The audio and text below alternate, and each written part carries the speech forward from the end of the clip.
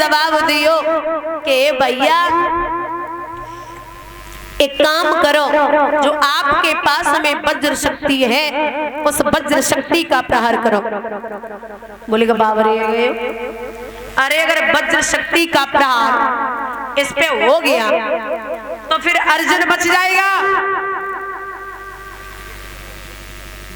दुर्योधन बोले अर्जुन को नंबर लड़वे को तो तब आवेगो जब जो भीम को बेटा आवे हो तुम्हें छोड़ दी, वे तो तब आवेंगे जब जो इतना बलवान है जो हमें हो तुम्हें छोड़ देवे। अरे वज्र शक्ति का प्रहार करो। जवाब दे नहीं कर सकता। बोले ना ही करियो तो कोई बात ना, हम तो जा रहे। बोले ठीक है ठहरिए। महाराज जैसे ही वज्र शक्ति का प्रहार हुआ, भीम का बेटा घटोत्कच उस रणभूमि में गिर पड़ा। जब बेटा मरा है तो उस बाप को कौन संभाले। भीम उस रणभूमि में जैसे ही आगे बढ़े, उठाया दुशासन को और जमीन पे पटक दिया। जंघा को फाड़ा है, घूंसे जमाए हैं, दुशासन को वही रणभूमि में मार देता है भीम। जब भैया मारे गए, अब पीछे निगाह करी है तो अकेला कर्ण बचा है। महाराज दुर्योधन ने वहां से भागना शुरू किया। वहां से दुर्योधन जब भागे, अकेले कर्ण रणभूमि में डटे हुए हैं, क्योंकि वो वीर है, वो सूर्य पुत्र है, वो बलवान है।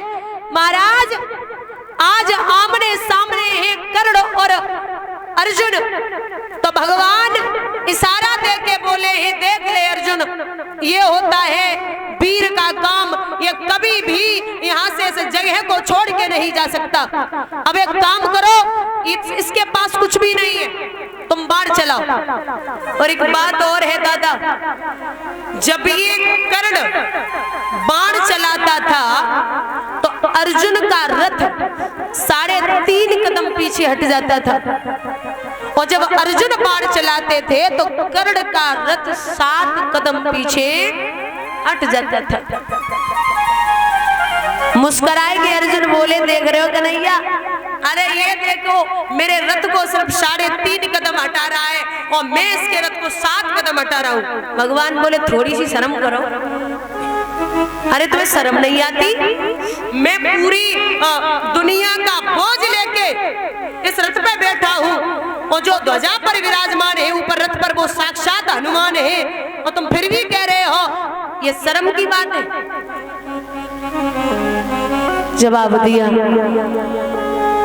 अब बाण चलाओ, ये निहत्था है, इसके पास कुछ भी नहीं है।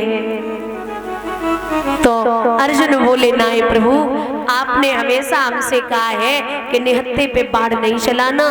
भगवान बोले तुम हमें ज्ञान मत दो, कुल में अगर कपूत पैदा हो जाए तो उसे मारने में देरी नहीं करनी है, बाण चलाओ। तो जैसे ही बाणन की बारी आई तो हाथ तो उठाए के कर्ण बोले कि कन्हैया, आरे क्रोध आई कर्ण वीर को। अरे अर्जुन, अरे सुन कुंती के छैया, और मौका न बाण मारन को गम खाए जा लोरो।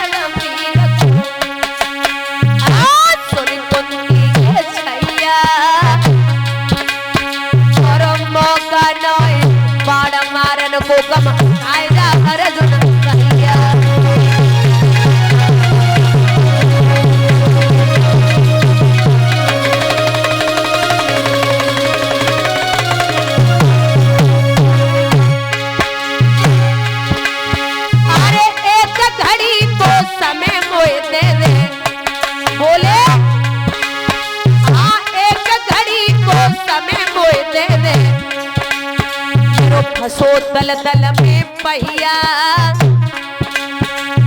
डट डट समर करे खेतन में वो कुंती के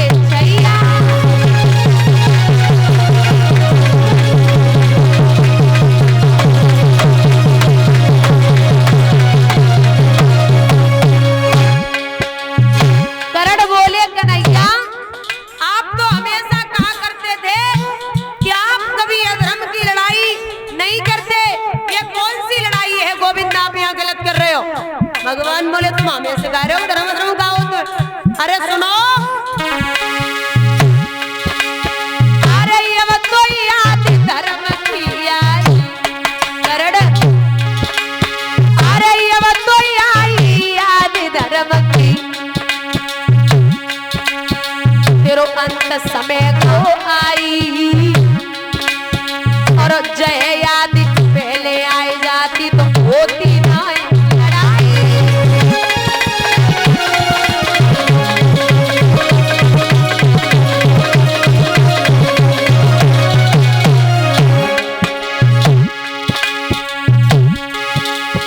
अरे हाथ चलाओ करण पीर ने दादा, हाथ चलाओ करण पीर ने तरक सपे मेरे भैया, खाली हाथ मार नहीं पाओ छल कर गई कुंती मैया।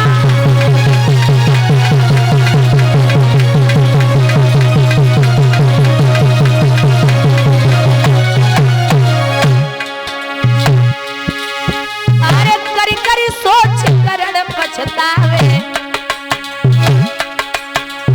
करे कौन चतुरैया,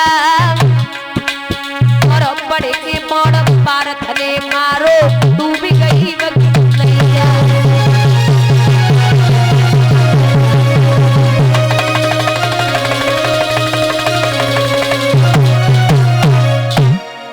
जवाब दिया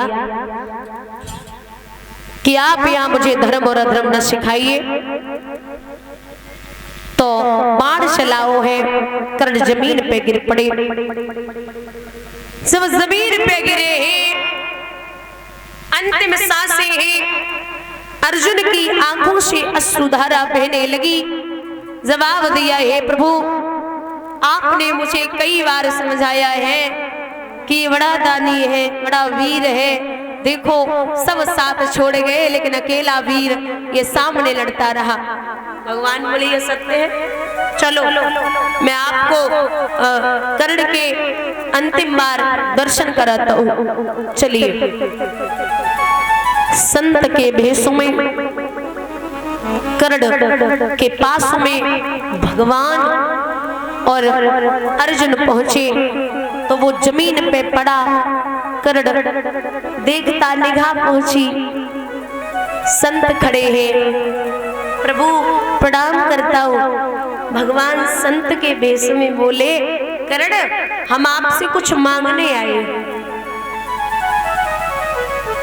कर्ण जमीन पे पड़े, बोले महाराज कैसी बात करते हैं, अरे मैं मरने वाला हूँ, मेरे पास कुछ है ही नहीं। अरे भगवान बोले जब है तभी तो आया हूँ, क्या है? मैं सोने का दान करता हूँ। बोले वही तो लेने आया हूँ, कुछ है? बोले हाँ सोने का दांत तोड़ करके जैसे कर्ण देते हैं तो भगवान अपने रूप में आ गए और बोले धन्य है कर्ण, तू आज भी उतना ही सत्य और धर्म और दान को जानने वाला है, तू हमसे कुछ मांग ले। तो अंतिम सांसों में कर्ण जवाब देते हैं कि प्रभु अगर आप कुछ देना चाहते हैं तो एक चीज दे दो, क्या? मुझे ऐसी जगह जलाना जहां कोई पाप न हुआ,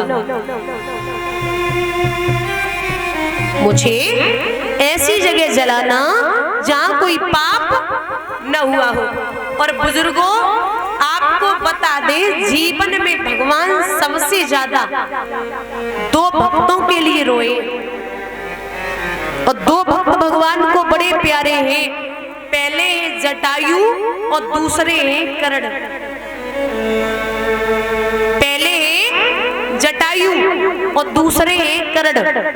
जटायु को भगवान ने अपने हाथों से जलाया था और कर्ण को भगवान ने अपने हाथों पे जलाया था। अंतिम बार कर्ण भगवान से कहते हैं कि माधव